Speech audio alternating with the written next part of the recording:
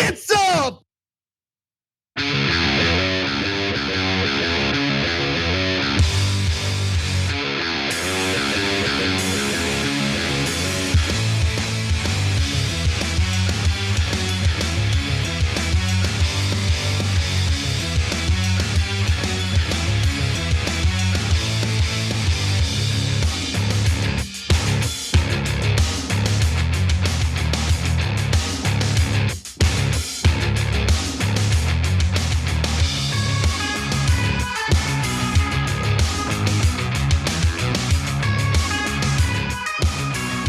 Welcome to the Young Turks. Cenk, Uygur, and Kasparian with you guys. Post-Christmas special. Is there anything special about it? Not really, but we're here, and that's special enough. And we're gonna have a great show for you guys. I'm still sick, that's why we're at home. But we soldier on. Okay? Great stories today. So buckle up. Brace for impact. Casper. Well, we're going to go ahead and start with an update to a story we covered recently involving a newly elected congressman in New York. So let's do it. George Santos acknowledged to a New York radio host that he told a string of lies about his education and employment history. And I'm not going to make excuses for this. But he's about to make a lot of excuses for it. But a lot of people overstate in their resumes or twist a little bit or ingratiate themselves. I'm not saying I'm not guilty of that. In another interview with the New York Post, Santos admitted he did not have degrees from Baruch College and NYU, as he had claimed. I didn't graduate from any institution of higher learning. I'm embarrassed and sorry. We do stupid things in life. And George Santos has certainly done some pretty giant, stupid things in his life, especially leading up to his election. He is a Republican representative-elect out of New York, and he has finally confessed to not just embellishing, he lied big time on his resume, on his credentials to run for Congress, and that has led to calls from Democrats for him to step down, and of course, Republicans have been pretty silent for the most part. But before I get to their statements, I think it's important to talk about what he has admitted to lying to. So for instance, he never worked at Goldman Sachs or Citigroup, something that he claimed when he was campaigning. And most of his lies were in fact uncovered by the New York Times after the midterm elections, not during the midterm elections, which is, I guess better late than never, but better during the midterms than late, so voters can make a good decision about who they want to elect into office. Now, he also lied about his alleged Jewish heritage. Let's watch. Santos also addressed scrutiny around his claims of Jewish heritage. On his campaign website, in a section now removed, he recalled his grandparents fleeing Jewish persecution during World War II. I am Catholic, he told the Post, because I learned my maternal family had a Jewish background. I said I was Jew-ish. Cenk, I mean, give the guy a break. He didn't say he was Jewish. He said he was Jew-ish. Oh, oh, okay, all right. One final thing I'll mention is that he lied about owning 13 properties. Apparently he owns, 0, and he lives with his sister. Over to you, Cenk. To which I say, of course. Okay, so look, the Jewish joke is a joke that some folks make and have been making for a long time. Like Malcolm Fleshner, who used to work here, used to make that joke because he's barely religious, right? But Santos is not barely religious, he's barely Jewish. In fact, he's not Jewish at all. Okay, of course he made it up. But look, guys, I think that the lies that he told are telling about our politics. So apparently he thought lying about being Jewish would help him. Maybe lying about being gay might help him. So he was married until recently. It's an interesting quote about how he changed to become gay, which made me think that he's not at all gay. And he lied about being rich because he thought that would help in a Republican primary. Isn't that interesting? Right? He lied about having 13. He wasn't trying to relate to the common man. He's like, no, I'm rich. I have 13 properties. I can do whatever I want, right? And all these things. So, and it was almost designed for both right wing and mainstream media to have them go, oh yeah, this is a guy we like, and not question him. And let's remember, it totally worked. It did work. Going back to his claims of being Jewish and how he thought that would be advantageous in the election, I don't know if it's necessarily because he thinks identifying as Jewish is helpful, or if he wants to provide some sort of story of persecution in his family's background and how they were able to survive it. People tend to like inspirational stories of perseverance and fighting whatever odds they're dealt.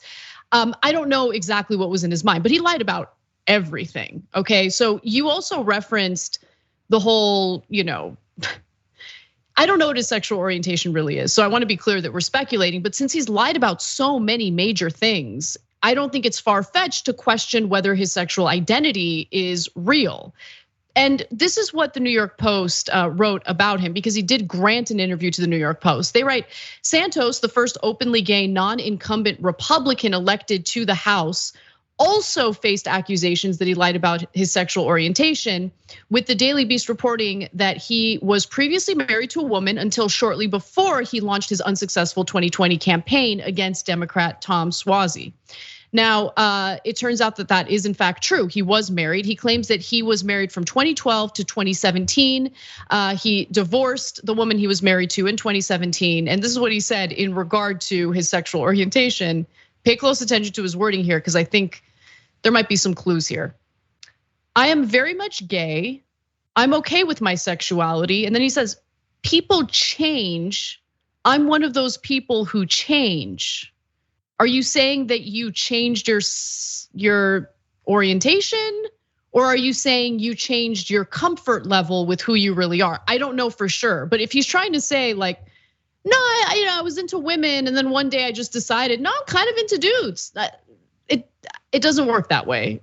So I just thought that was a telling statement. 100%.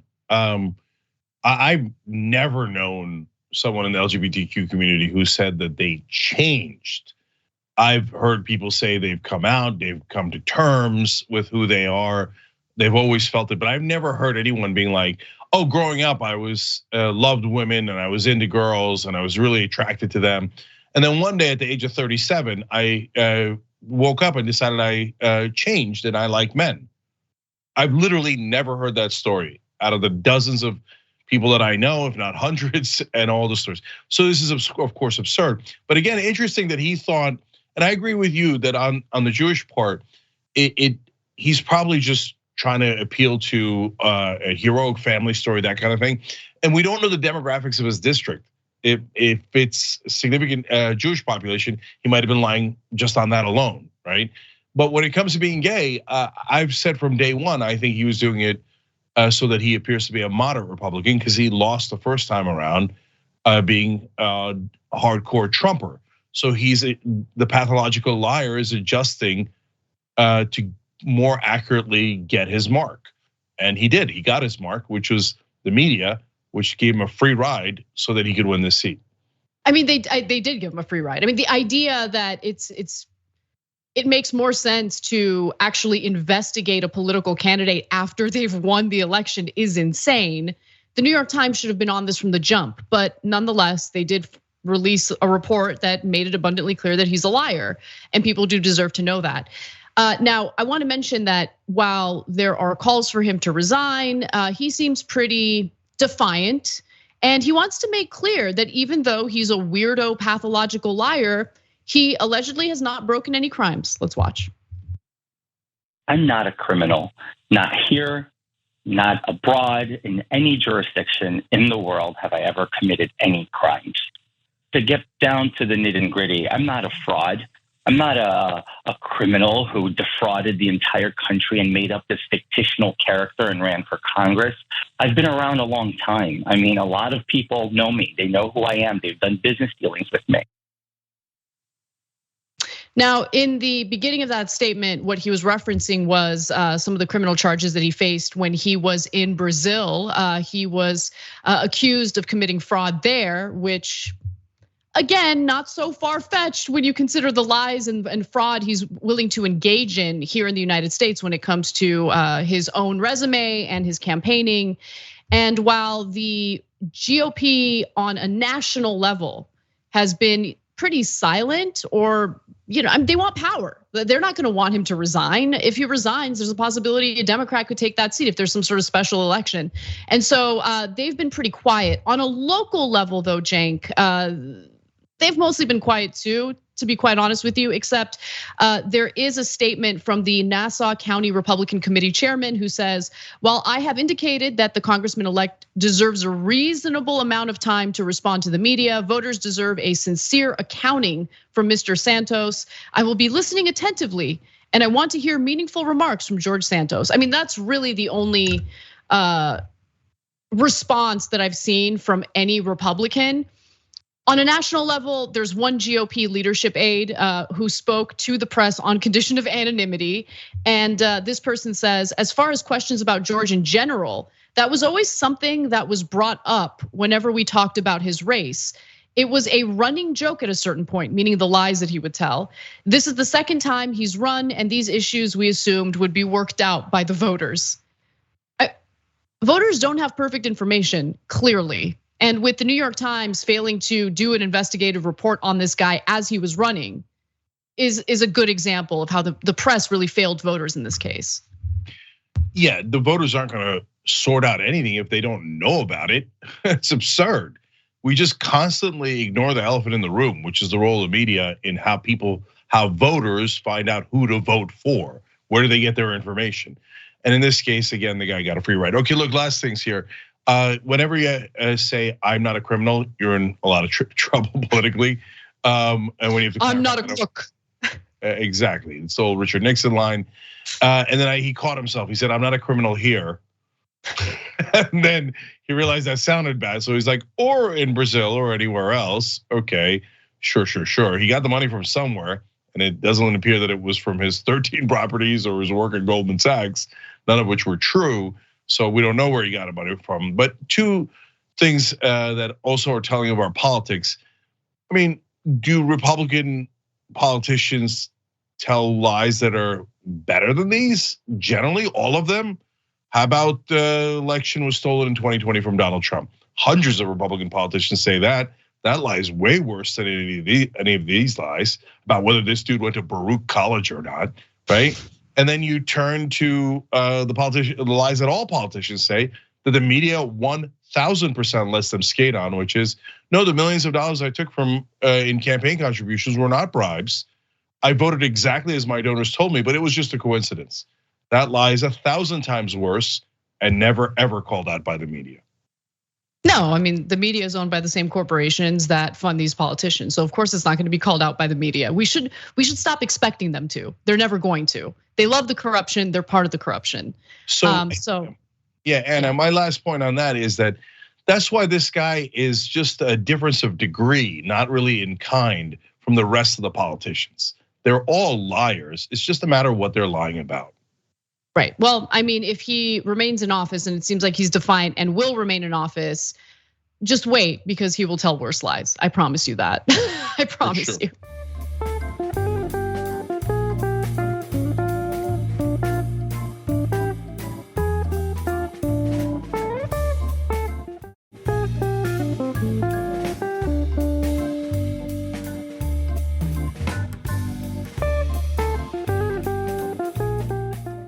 All right, well, why don't we switch gears a little bit and talk about the ongoing immigration debate? There's some big updates there. Let's do it. More than 100 migrants from Texas, including children, were dropped outside the vice president's residence in sub-freezing temperatures on Christmas Eve. The White House called the move by Governor Greg Abbott a cruel, dangerous, and shameful stunt. A spokesperson for the governor called the administration hypocrites, whose immigration policies have overwhelmed Texas border towns. That's right. As Americans were traveling for Christmas or spending time with family for Christmas, allegedly, Texas Governor Greg Abbott sent 3 buses full of migrants to the home of Kamala Harris, with absolutely no notification. So these individuals could at least be greeted or get some help once they get to the destination they were sent to. Now, an initial 2 busloads were taken to local shelters, according to a Biden administration official. More buses arrived outside the vice president's residence later Saturday evening, so this is during Christmas Eve. A CNN team saw migrants being dropped off, with some migrants wearing only t-shirts in the freezing weather. So the Biden administration has decided to go after Texas Governor Greg Abbott by claiming that he has essentially just left kids out in the cold, left them to fend for themselves. Luckily, there were some humanitarian groups who showed up to assist them and help them out. Now, there's another massive update here, because the huge flow of asylum seekers at the southern border is really the result of us avoiding dealing with asylum seekers during the coronavirus pandemic. The Trump administration had implemented something, a public health order known as Section 42. And really what it did was allow for us to just expel asylum seekers at the border immediately without hearing any of their claims. Well, those people still exist. They're gonna still try to come into the country, either through illegal means, or they're going to wait until the Title 42 order is lifted. Once it became clear that it was going to expire, that's when you have this massive flow of migrants coming to the border looking for help, looking to seek asylum. And it's been such a mess, mostly because of the inaction and lack of preparedness that we've seen from both Congress and the Biden administration, that now the Supreme Court has weighed in and they have decided to re-implement Title 42, because there are 19 states, mostly Republican states, that have demanded for this to happen. And let's also keep in mind that these are also the same politicians who said that the coronavirus pandemic was over like 2 weeks after it was declared a pandemic. So on one hand, they want to completely dismiss the pandemic, it's not a big deal. On the other hand, they're relying on a public health order related to the pandemic to avoid allowing asylum seekers to have their claims heard by asylum judges. Cenk. But now some pro-immigrant groups, people looking out for immigrants, are saying the same thing that I've been saying from day one on this publicity stunt. Is it publicity stunt? Of course. Should they give advance notice? Of course, especially in the winter. I mean, this was less of an issue when they were doing it in the summer, but you can't drop people off with t-shirts in 15-degree weather and go, got you, pranked you, right? But outside of that, I don't see any reason why they shouldn't be bused to other cities and states. Why should the border communities have to deal with all of this on their own? So if we have a problem, I don't see a problem with sharing that throughout the country. So, and if the blue states are really, going to live up to what they say, they should welcome these immigrants with open arms. And sometimes they do, but boy, they do howl though, and they've done a great job of being humane and getting them services, and we should be super clear about that. But they do feed into the right-wing talking points a little bit by constantly howling about how outrageous this is. No, I mean, you do have a good point there. Look, I agree in that it shouldn't just be up to border towns or border states to deal with the influx of migrants seeking asylum. And so, look, it is a political stunt, and the way that Abbott and other Republican governors have carried this out makes it abundantly clear that they're using human beings as political pawns to make a political point about their political opponents. And I have a huge problem with that, because the way they're carrying this out is insanely cruel and is hurting individuals who have already gone through a dangerous and oftentimes incredibly violent trek to the border seeking safety, okay? At the same time though, no, Cenk, this touches on something that I've had a problem with the Democratic Party for a long time, right? They love the rhetoric, they do. They love to weaponize identity for their own political benefit, for their campaigning. In this case, the identity I'm talking about are asylum seekers or migrants. But when push comes to shove, do they actually do anything? Do they? I mean, it's real easy to say, we are a sanctuary state when you're not concerned about migrants flowing into your state, right? So you gotta actually do what you say you're gonna do. And I agree with you on the howling, right? But look, ultimately the biggest issue here is we need immigration reform. We've needed immigration reform for some time now. And the fact that Congress has failed over and over and over again in delivering that says something about how ineffective our politicians have become. And the fact that the Biden administration knew that Title 42 was eventually going to expire and is still caught flat-footed on this issue says a lot about the administration as well, in my opinion. Yeah, well, last couple of things here on the politics of it. Unfortunately, in politics, everything is shrouded in lies, right? And you've got to weed through all those fabrications to get to the reality. So, for example, the Republicans now say, "Oh, it's so much worse under Biden." But wait a minute, Biden's been doing Title 42 the entire time, which was a Trump policy. So you're saying Trump's policy sucks now and is causing the real problem. But that's literally what you're saying if you're a Republican, except they don't say it that way. They say it's Biden's fault, even though he's doing Trump's policy. Meanwhile, Democrats lie in the other direction and go, "Oh, Joe Biden's such a humanitarian at the border. He's so open-hearted." What do you mean? He's doing the same exact policy as Trump. So both sides are like 100 out of 100 on, if not outright lying, certainly misleading you on purpose. And meanwhile, the media, of course, never clarifies anything. Look, Ronald Reagan did blanket amnesty, not like kind of amnesty, not the fake amnesty that the Republicans talk about now. Real, no, you're all here illegally. I don't care that you don't have documents. You're all now going to be citizens, okay? He did it for 13 million immigrants. Now the Republican Party, he couldn't get elected in the Democratic Party, let alone the Republican Party. They're not doing immigration reform and they're never gonna do immigration reform because there's no accountability and we don't really have a democracy. So both sides lie, the media helps them lie, and no one ever solves the problem. You know, one other thing I wanted to mention about the Supreme Court's ruling. So they have decided to keep Title 42 in place until they hear, arguments to keep it in place indefinitely in February. So we know that at least till February, Title 42 will still be in place. One of the justices who dissented with the majority opinion was actually Justice Gorsuch. And he wrote his dissenting opinion. Even though the liberal justices agreed with his overall decision, they did not join him in the dissent. They gave no reason for why they ruled against re-implementing Title 42. But Gorsuch said that the current border crisis is not a COVID crisis, and courts should not be in the business of perpetuating administrative edicts designed for one emergency only because elected officials have failed to address a different emergency. We are a court of law, not policymakers of last resort. Now look, there are many issues that I disagree with Gorsuch on, but on this issue, at least what he wrote in his opinion here makes all the sense in the world. And the fact that the majority of Supreme Court justices did exactly that, provide cover for the lack of policy that we've seen from Congress, again, says a lot about how broken our political system really is. Yeah, here's how much I agree with Gorsuch on that particular statement, 100%. And so novice viewers of TYT might say, but wait, I don't get it. Which side are you guys on? You usually tell me that Gorsuch is a bad guy. Because it's not about personalities. The rest of the media makes it about personalities and teams, etc.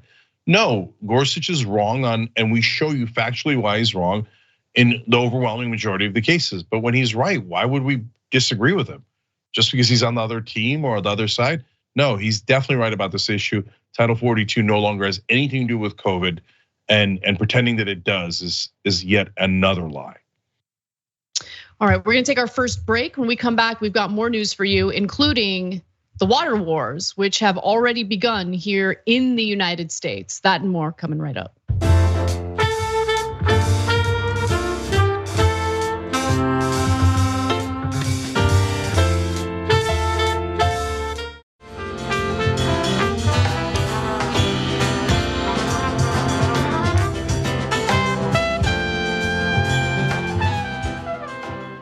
All right, back on TYT. We're having a slight technical issue with Anna.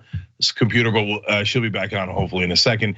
I'm just gonna read a couple of comments real quick from YouTube members, and then we'll get to the next story. Pam Monholland wrote in, I love TYT. Pam, we love you right back. Such a Christmassy, wonderful thing to share with us. Deetra F says, I watch you guys every day. You are my sanity. Happy holidays. Deetra, happy holidays right back at you, sister. So I'm a big holidays guy. But it's not been a good holidays for the billionaires of the world. So let's tell you about that. All right, it's a very, very sad holiday season for the billionaires in the world. Crying emoji. They've apparently lost a lot of money this last year. And so, golly gee, what will they do with less billions? Let's find out. Forbes is really concerned. They wrote this: it's been a bad year to be a billionaire, and not just for those who blew up their businesses or got themselves arrested. Well, sure enough, that is somewhat true, as you'll see in the facts here. The ones who got arrested, it's been a really bad year, but for the rest, I think they're gonna be okay. But let's give you the details. As a group, the planet's billionaires have lost $1.9 trillion in 2022, according to Forbes estimates, with their collective wealth dropping 13.8 trillion on New Year's Day to 11.9 trillion on December 9th. My God, you're telling me 2,500 people only have $11.9 trillion right now? But somebody get them food and water, shelter, whatever else they need, these poor billionaires. All right, we'll talk about why in a second. For example, look, the US has suffered the most because guess why? We have the most billionaires. China the second most because they're the second most billionaires. This is unsurprising. Then Russia, of course, with the sanctions got hurt. They're billionaires. They didn't get hurt. The billionaires got hurt. Of course, the real people got hurt way worse. We'll get to that a little bit later too. Germany, because of the war situation, also having problems, but this is worldwide. Now, tech's been hit the hardest. So poor Mark Zuckerberg is now some $78 billion poorer this year as shares of Facebook parent Meta Platforms have fallen by 66%. By the way, that is a bit of a tough break. I mean, losing 2/3 of the value of Facebook. Ouch. It's gotta hurt the big guy. But don't worry, in virtual reality, he's still just as rich. In fact, he's twice as rich. It's virtual, what difference does it make? All right, and by the way, I mean, even when he loses $78 billion in 1 year, he still has so much money that he and 12 generations of Zuckerbergs couldn't possibly spend it in all their lifetimes. All right, but now let's go to Bezos, poor Jeff. Shares of Amazon have cratered by nearly 50%, helping knock more than $80 billion off of founder Jeff Bezos' net worth. Google parent Alphabet stock is down 36%, lopping more than $40 billion apiece from the fortunes of co-founders Larry Page and Sergey Brin. But who is the biggest loser of all in 2022? Good question. Correct answer. You're not gonna be surprised. Elon Musk. So the biggest loser of 2022 by far is Elon Musk, as Forbes explains, who has shed more than $115 billion of his wealth in 2022. He began the year the planet's richest person by a huge margin, some $70 billion ahead of French luxury goods kingpin Bernard Arnault. But the French kingpin is now on top. He's the richest man in the world. Elon is crying into the rest of his billions, having lost the top spot. Guys, all of these trillions of dollars in losses affects their personal lives 0%, okay? They still have so much money. There's no way in the world they could spend it. There is one very dramatic thing that it affects though, their ego. And so their ego has been deeply bruised. So there's going to be more wealth inequality to enforce upon the rest of us soon, I'm sure, usually by the government officials that they have purchased. I'm gonna get into that in a second. But speaking of the rest of us, let's find out how we're doing. The coronavirus pandemic has also become an inequality pandemic. Never before have we seen such a simultaneous increase in the gulf between the haves and the have-nots around the world. The virus has exposed, fed off, and increased existing inequalities of wealth, gender, and race. Hundreds of millions of people are being forced into poverty, while the richest, both individuals and corporations, are getting even richer thanks to soaring stock prices. I've been in the healthcare industry, nursing aid, in-home aid. I've been in fast food, McDonald's, Burger King, Waffle House. But none of those jobs have paid enough for her to have her own place. To survive, Ishani lives with her mother and her son, who was born premature. See, now Ishani needs help. Folks around the world need help. The very last thing we need is sympathy for people who lost money that they really can't even keep track of and don't even use and is irrelevant to their actual material lives. Now, by the way, of course, remember that they got a lot of these gains during the pandemic. The very, very wealthy did. And tech stocks had shot up because everybody was staying indoors. But not just the tech sector, lots of sectors went up, and government handed out tons and tons of money, not just to individuals, but more importantly, to giant corporations. So off of government largesse and some of their own doing, obviously, they had grown to be spectacularly wealthy. And there was no check on any of it by the US government or by a lot of other governments, but particularly the US government, because instead of saying, well, okay, you guys are doing fantastic, but others are deeply, deeply suffering, and we should focus on that suffering and try to help alleviate it through many different things, government programs like paid family leave, child tax credit, etc. We did none of those things, and we left the poor and the middle class to fend for themselves. And instead of doing increased taxes on the wealthy, since they're doing okay overall, especially in the 2 years where they're piling in all this money before they lost a small percentage of it this year, or in some cases you saw there a sizable percentage. What they could have done is increase taxes on those folks and at least gotten help to the people who actually desperately need it. But we cut taxes instead during the Trump era. We have not put back any of those taxes under Biden. He said he would. He's done absolutely nothing to do that.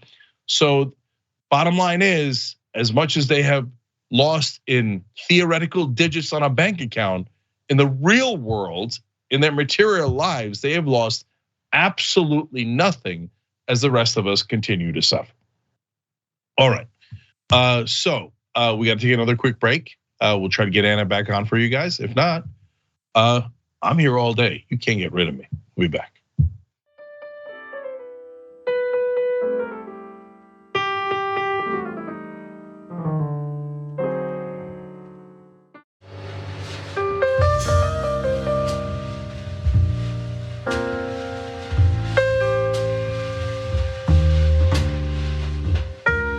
Okay, Merry Christmas, everybody.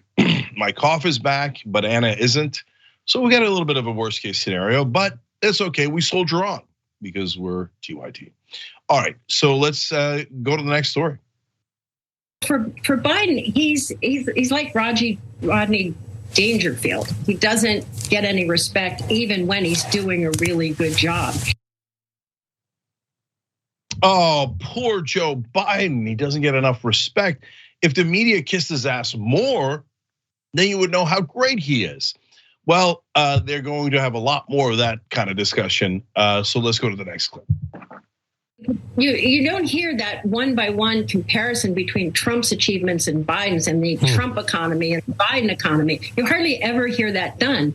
All you hear is that, a dozen eggs costs $4, and that's on Biden. Can't you get Democrats to get with a better program, explain themselves, take a bow?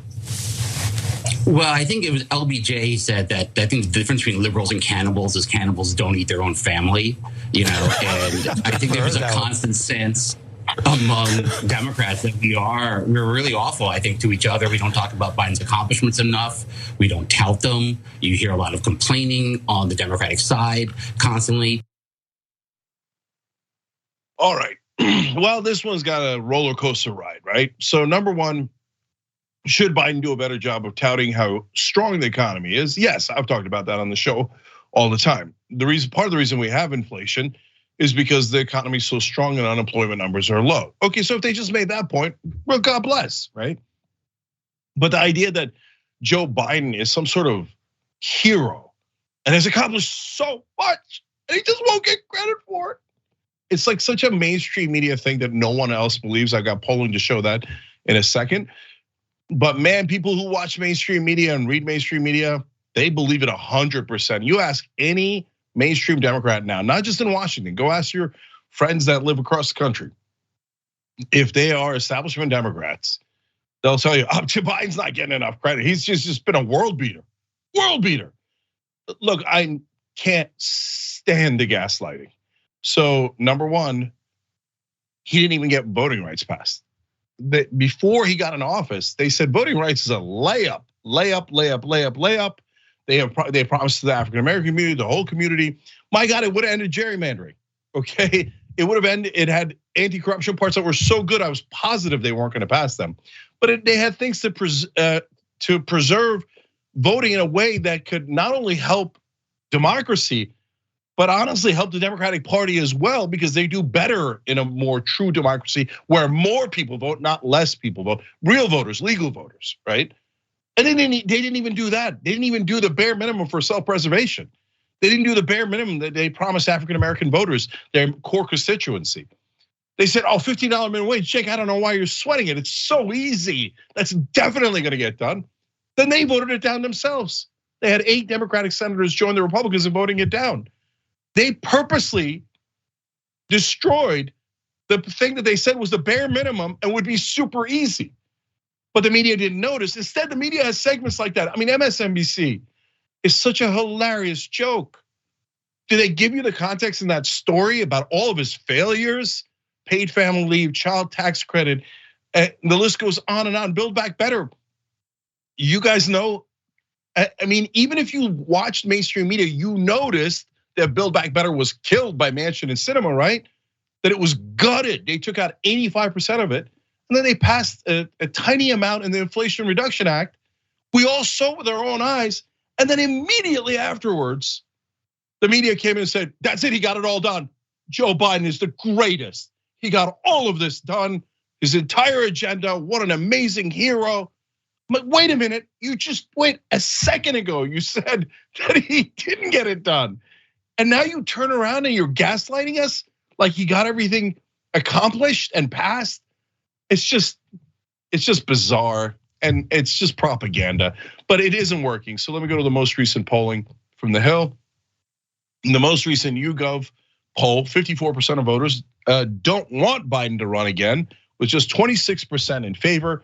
Every demographic is against the Biden re-election attempt, except black voters who back a Biden re-election at 46% in favor to 32% against. But that's also a miserable number, because black voters generally back Democratic presidents at around 90%.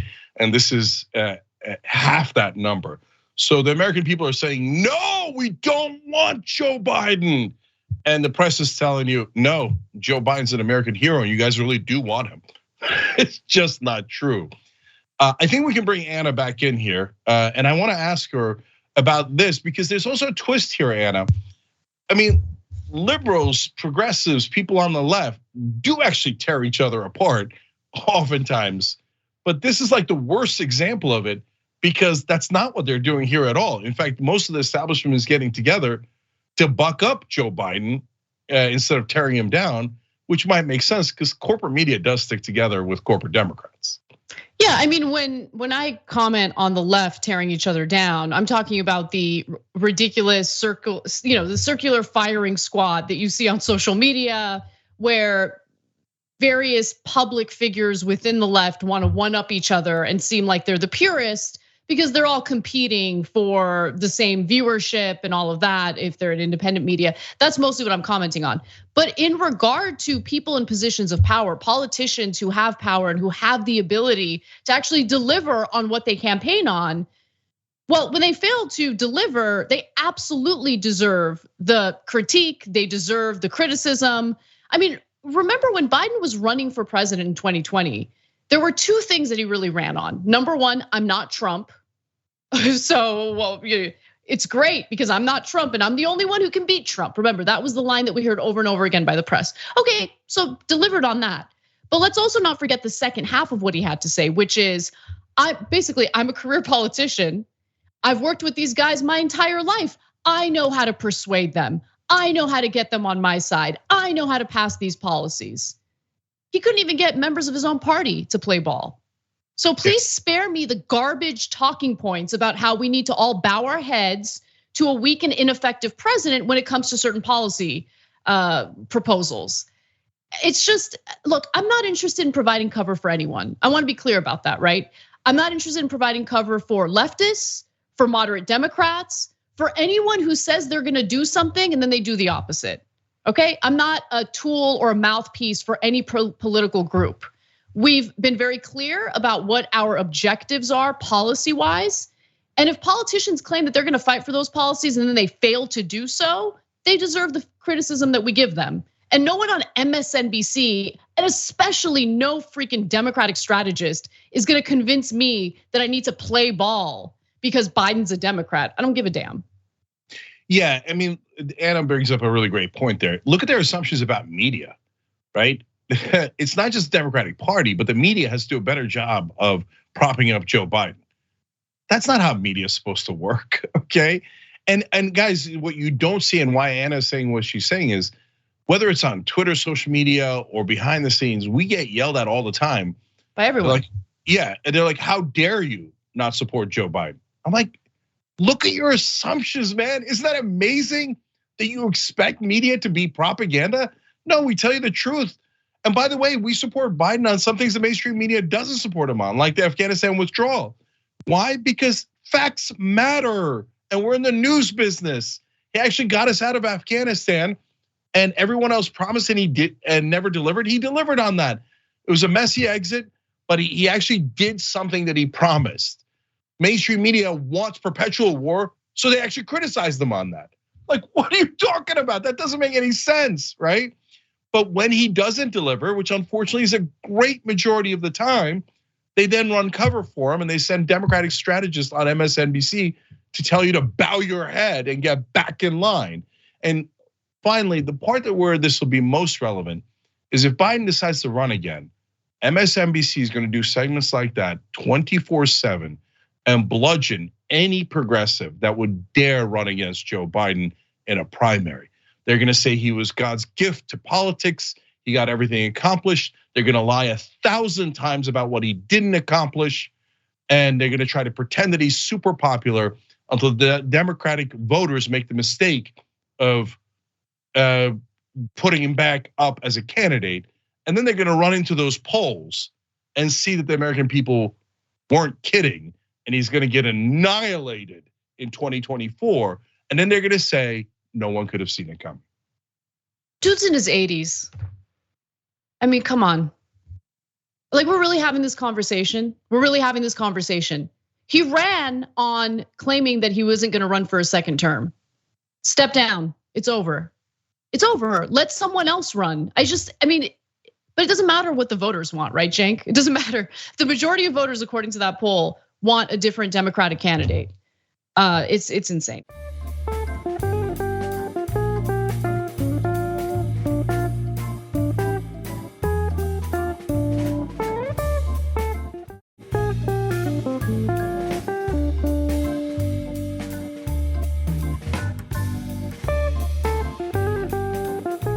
Anyway, let's move on. There's other news to get to, including the water wars that are taking place within the United States, and I think it's worth discussing.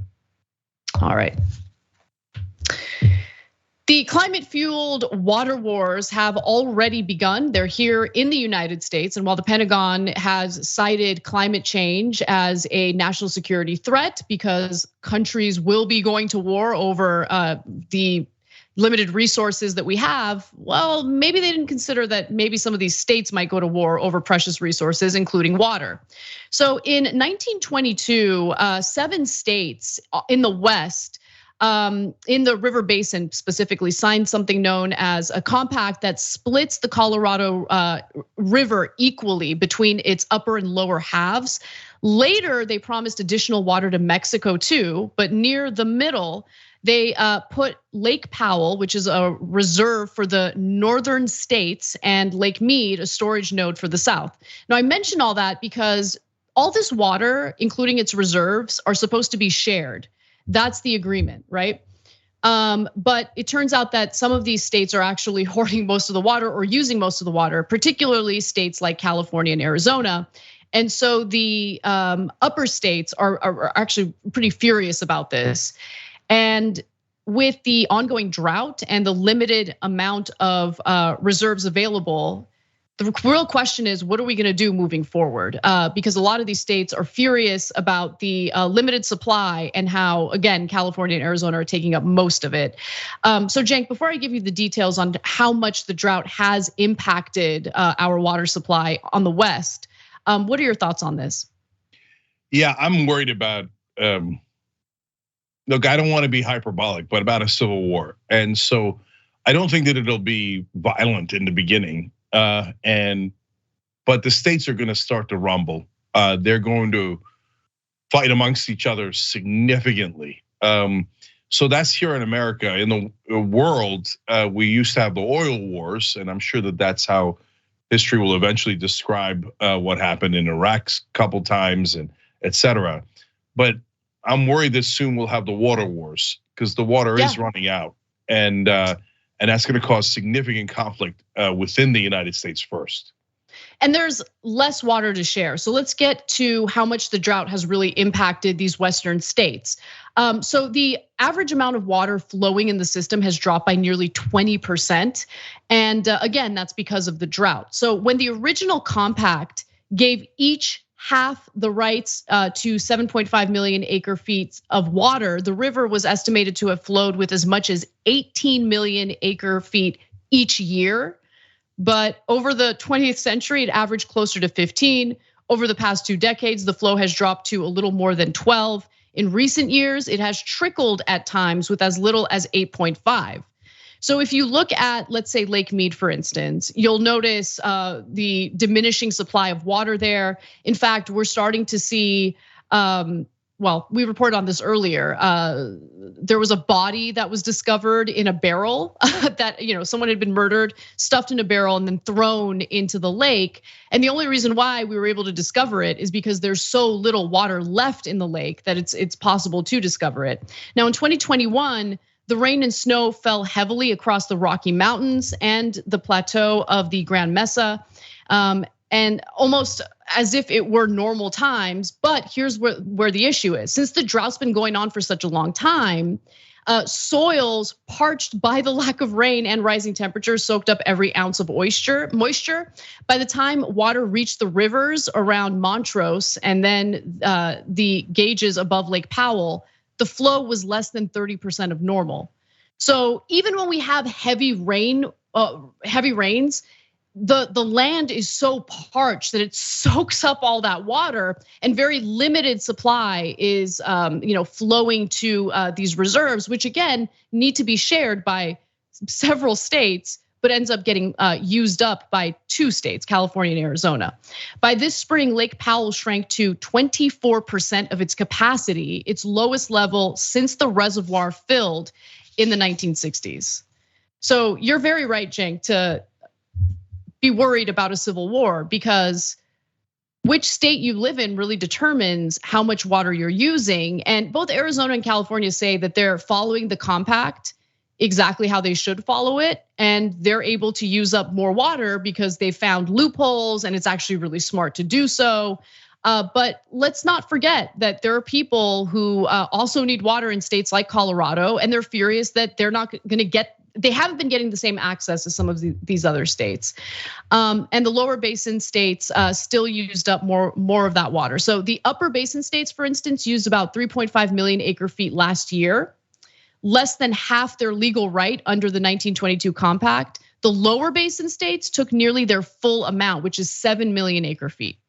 Yeah, so look, California and Arizona have been hoarding the water, and the other states are getting pissed. Arizona might have actually started storing it underground, and it's kind of amazing that we don't know for sure. And I get why they're doing it. And by the way, companies are involved, giant agricultural companies, and they're of course going to take the maximum allotment no matter what.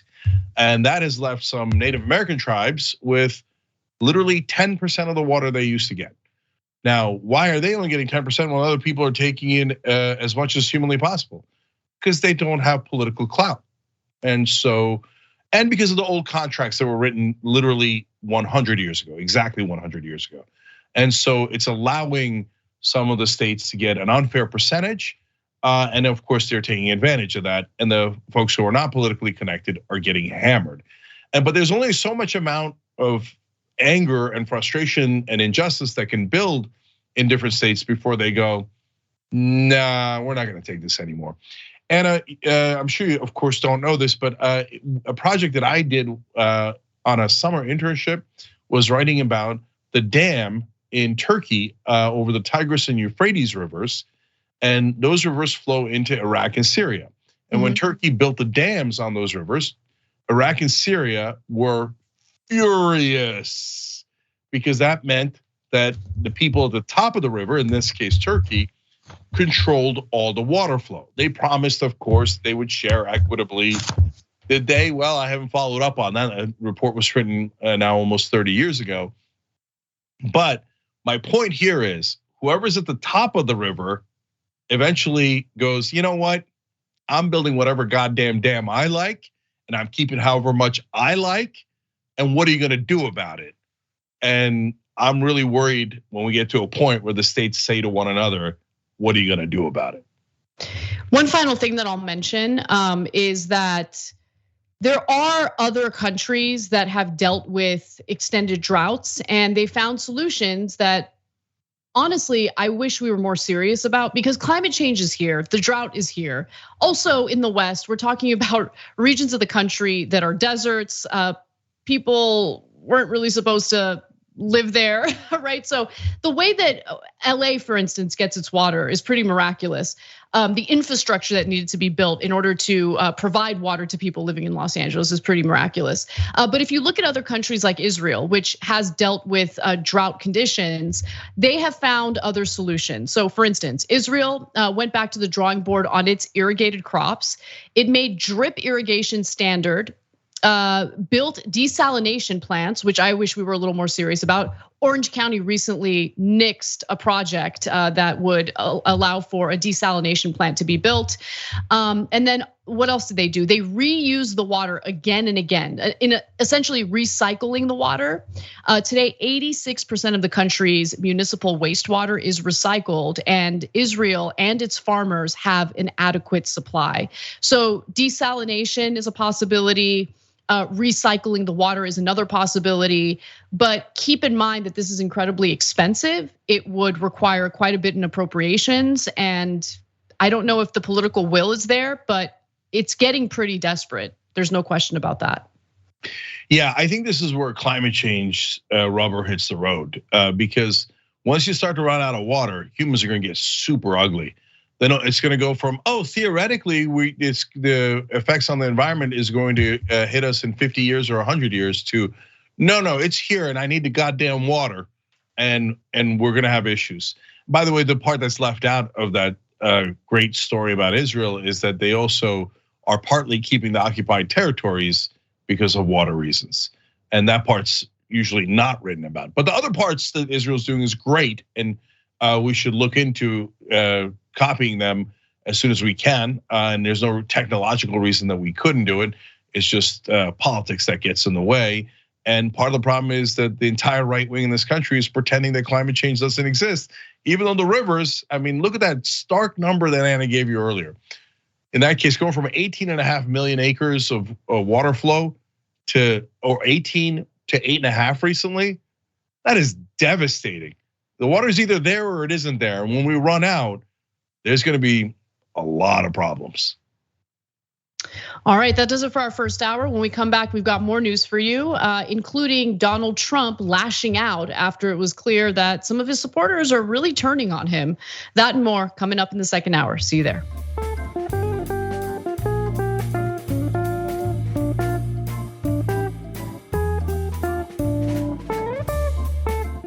Thanks for listening to the full episode of The Young Turks. Support our work, listen ad-free, access members-only bonus content, and more by subscribing to Apple Podcasts at apple.co/TYT. I'm your host, Cenk Uygur, and I'll see you soon.